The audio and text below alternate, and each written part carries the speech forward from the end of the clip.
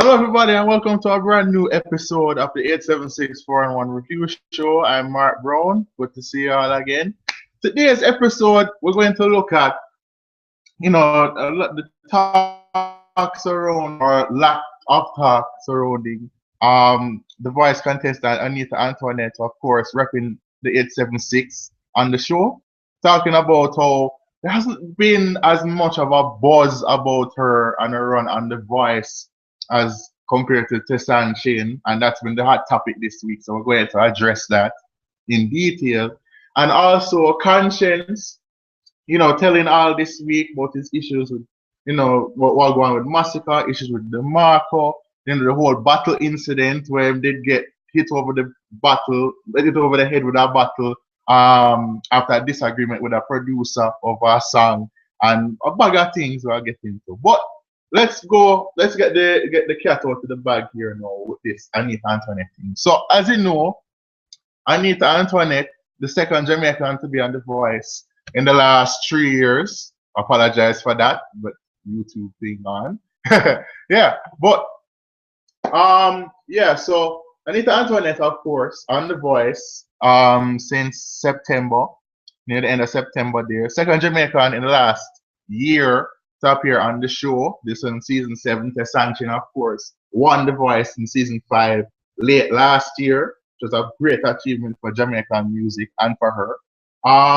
So Anita come on, have the blind audition, and much like Tessa and Shin, she get all of the 4 judges to turn around, and when she was performing the Bob Marley classic with Lauryn Hill, Turn Your Lights Down Low, and she get ratings, but there wasn't really, a lot of talk about it. But if you remember, I highlighted it in the show which I was talking about that time, Chicken Gunner, which actually is by far the most viewed show so far. Big ups to all of you for watching that and sharing that.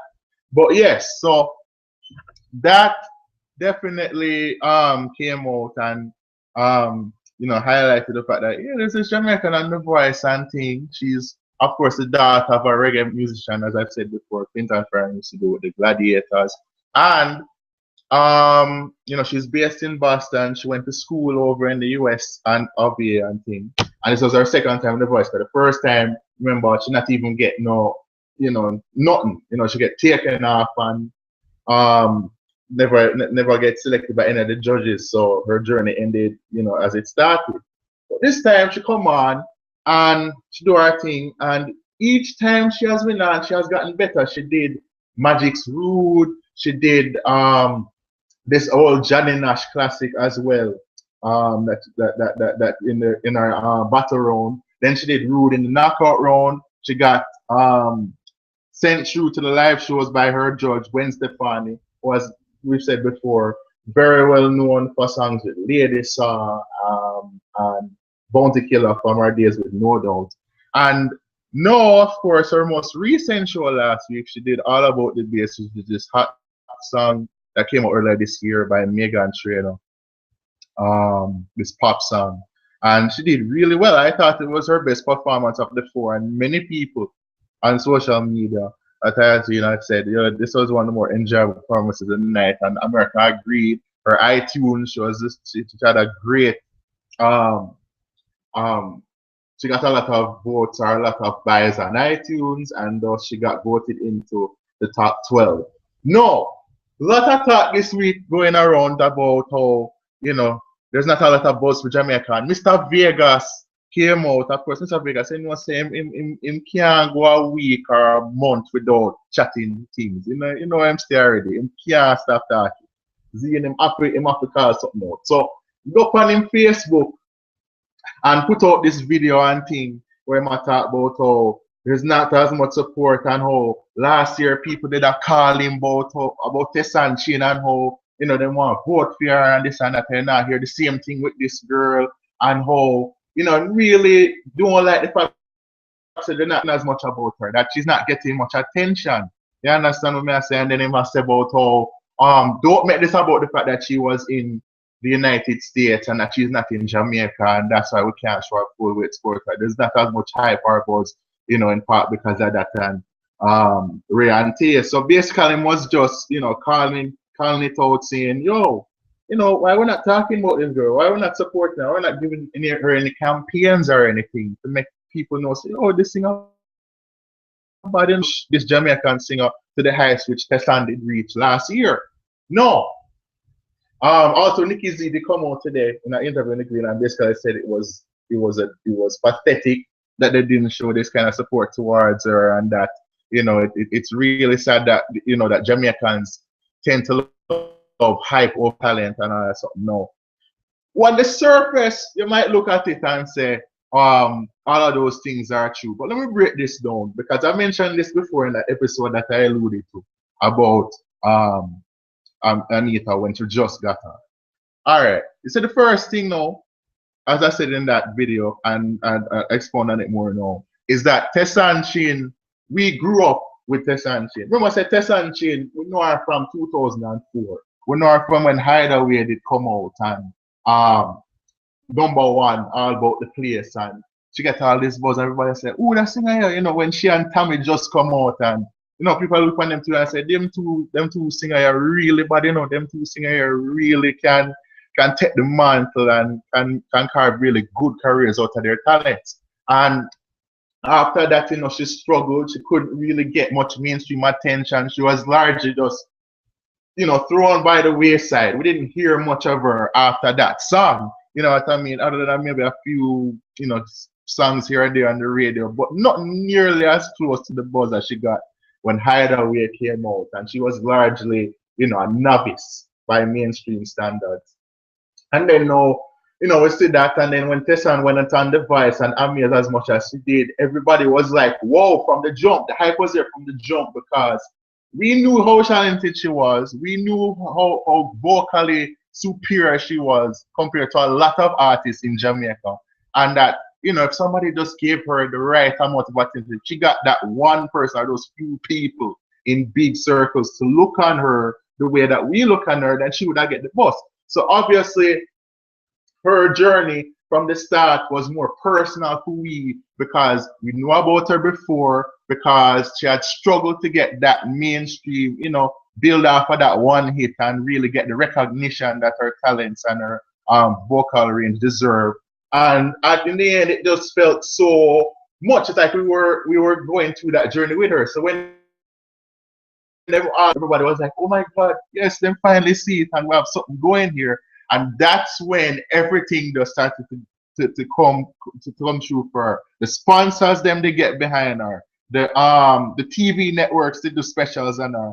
Everything there was a big groundswell of attention. You understand me? There was a big, like, this girl, but and a long time we rate her, and it's good to see her do this thing here. So that in itself helped pay attention, and then people in the diaspora in Jamaica can look on it and say, yeah man, let's help her out and tell everybody who we can to vote for this girl. And that is what got her the momentum and to her eventual success. In Anita's case, nobody knew who she was beforehand. Even people, when we found out that this was her second time, no one even knew she was on the first time. We didn't even know she was a Jamaican the first time. This time we know that she's Jamaican and that she come back and she redeemed herself after that failure the first time. So people just know her connections with her father, just knowing kind of her background and them thing there. So it kind of hard because we don't know her and we haven't followed that journey with her from the start. Because we have followed Tessan for 10 years, we just have followed this girl. So obviously the groundswell not going to be there. The media attention not going to be there as much. You understand? So it's kind of harder to build that kind of buzz over a girl where you just know her. So it's kind of hard to kind of gauge that thing. And the other thing is also that you look at her, I mean, she's a great singer. I have to commend her. Her performance, her vocals, everything just gets better and better with each performance. No, she's not in the range of a Tessan. You know how things go already. If your thing is great but doesn't isn't standing out amongst everybody else, like I remember when Tessan first laid out the vocals from last year, no people say she'll win from the jump. No people say she'll win when she belt out that first note that the pinstripe. Everybody say that girl that can win this, that girl that can win this. We're not really feeling that that sense from people with Anita yet. But I think she definitely has the talent where she can go for it. She may not be Tess. I mean, Tessan is a different breed of singer. And I think the comparisons between her and Tessan musically are unfair to her because Tessan's been around longer. Her voice is just so it's that much stronger, can go that much higher. I mean, it's an unfair comparison. She's a very good singer, though, Anita, and I think that her talent. Yeah, we kind of have to lay off of those comparisons, just judge her for what she can do. That's what we have to do with her in the end of the day. And as I said before, like I said, the media attention just isn't there and all of that. But there's another point as well. I'm seeing this on social media where people say either she represents Jamaica when she feel like it because the first time when she was on The Voice, she never mentioned or we never heard her mention say she was Jamaican. And then the fact says she live abroad. No, I of course live abroad and I am a Jamaican. And just because I live abroad don't make me any less Jamaican than anybody who lived here.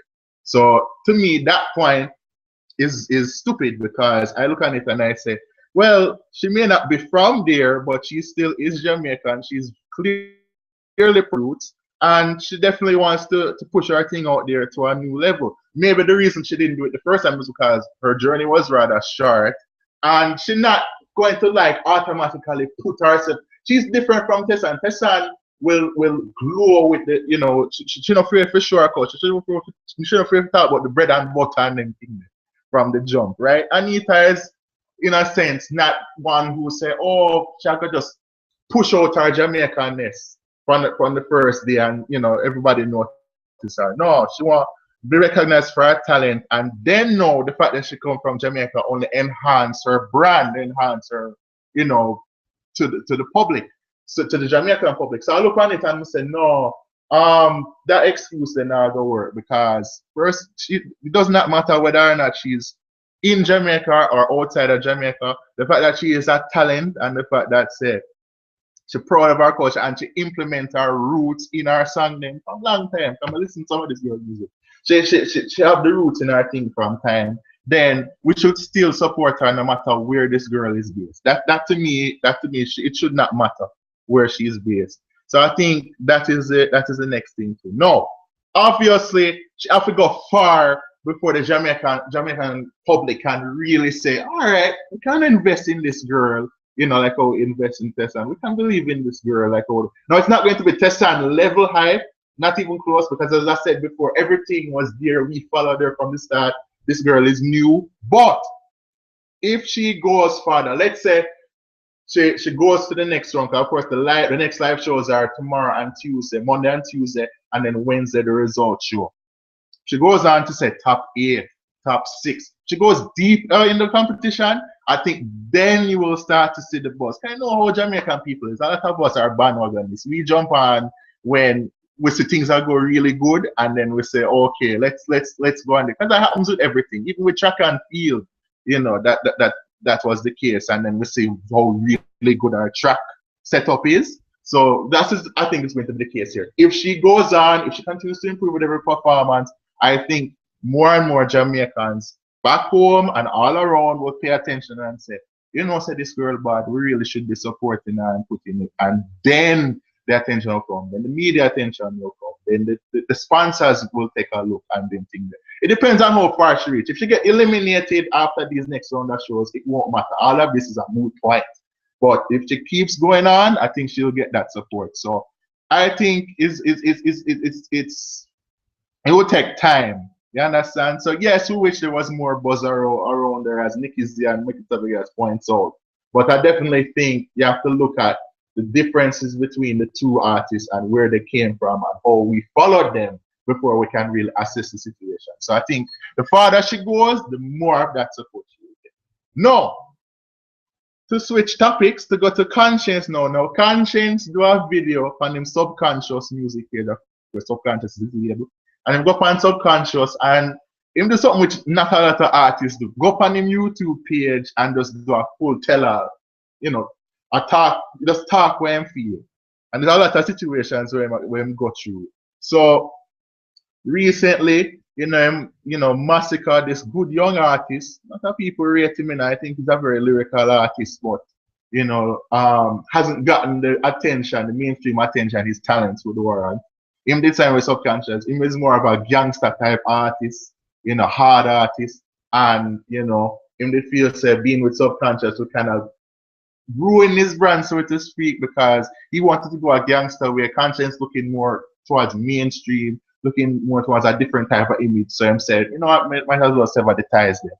And Konshens basically say, well, I just one of them thing there where, him a pre-income, him a getting the youths them money, and not gangster tunes won't necessarily get you that publicity. And you look on Jamaican radio, them not really take to the gangster tune them like one time, because ever since the broadcast information thing they come down 2008, 2009, then things kind of change. The gangster tune them don't get as much airplay.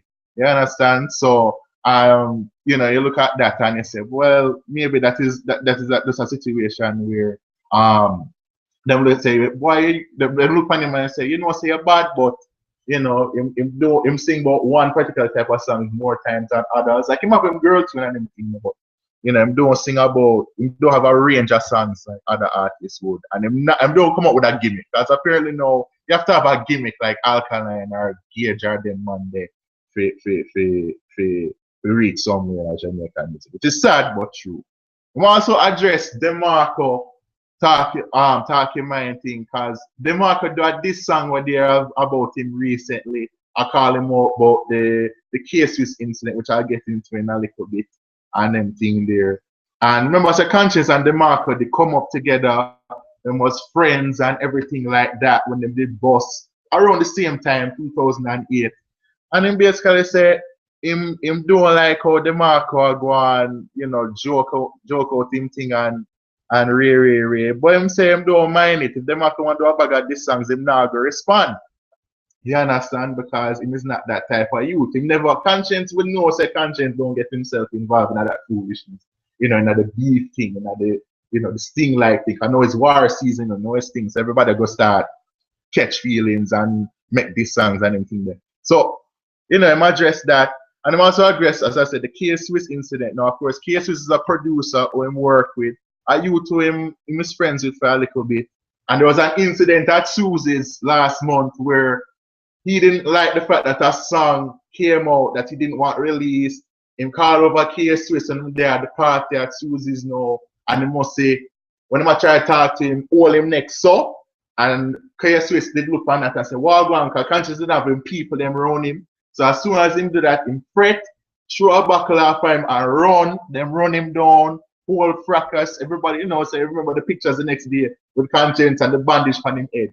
So, him basically come out now and, because K-Swizz did that interview about this and say how Konshens shook him and him was in the field intimidated and scared. And Konshens admit say wrong, him admit say, all right, maybe him should handle it a better way, him should deal with it a better way and not make the youth feel like him in danger and them thing there.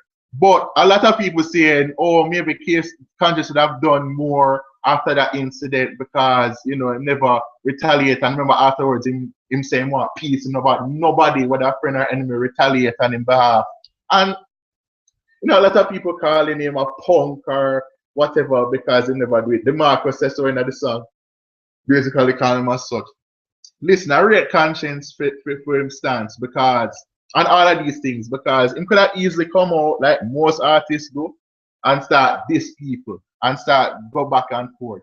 Now, maybe this has, you would say, hurt him as far as street cred, but Konshens was never about street cred. Konshens was always about just doing positive music, finding ways to make money with his songs, with his brands and everything like that. And just get hired as a Lime ambassador and him have him things and Konshens 6 shoes thing never work out. But him have him ventures them, clothing and otherwise. So he's not that type of youth and has never been that type of youth to begin with. So I think the way him handled the situation was fine. Walk away from the drama. Nobody put yourself in that. You try to think about progress. And that's the way he should be thinking about it. He's a good artist, hasn't quite built on his momentum from 2012. 2012, he was a DJ deal. No question about that. It was the baddest thing going. And then after that, I can't really name 2 or 3 really good Konshens songs that I have listened to him from since then. I mean, that's just the state of dancehall right now. All the big artists then kind of lull, they're here and they're there. But I appreciate Konshens for being the bigger man in these situations. I mean, Masicka, they're gonna take him a little while more for boss, but doing things his way, but he will get the boss. But I guess it's one of those things there is a difference of opinion. And in the other situations now, where I'm just say, you know what, Demarco can say what I say, cases can say what I say, but me handle it my way and me just walk out in the situation. I'm not applauding for that. So big up yourself. Couple small tidbits before we go.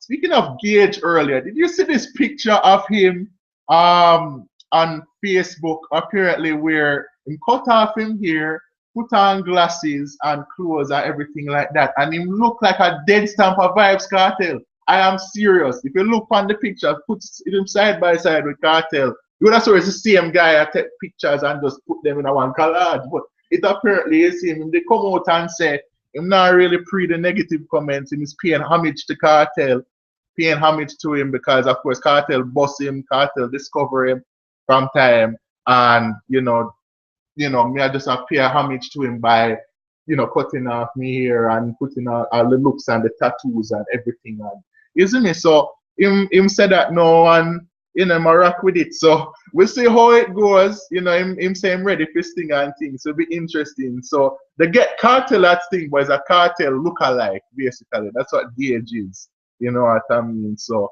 we'll see how that works out. And also, there's a new album coming from the late John Holt. This was of songs that were released a few years ago from 2010. It's a 14-track album. It's coming out next summer. Going to be released via Tag Records. So it's the first posthumous works released of John Holt. Also features the Sugar Minott, of course, legendary reggae dancehall singer Sugar Minott. And it really sounds like I'm looking forward to this. His funeral is tomorrow. So the big send-off coming on Monday. And we wish, of course, condolences to his family again. And I'm sure that will be as much of a celebration of his life and work as much of a day of mourning. So, we're looking out for that album and, of course, playing his classics as well. So that is it for this episode of 876-411. Let us know in the comments below what you think about, the whole buzz or lack thereof around Anita Antoinette, about the Konshens stuff. If you haven't seen the Konshens video, by the way, you can look on our 876-411 Facebook or Twitter page. So our Facebook page, 876-411, Twitter page, 876-411-JA. So look out for that video if you haven't seen it already. And yeah, just anything that you want to get off your mind, let us know in the comment section. You can check out this episode, the more on the 876-411 website. Again, much respect for all the good comments and the feedback on the new look, the new logo, everything. So, we have more coming for you with that. So see you next time. Peace out.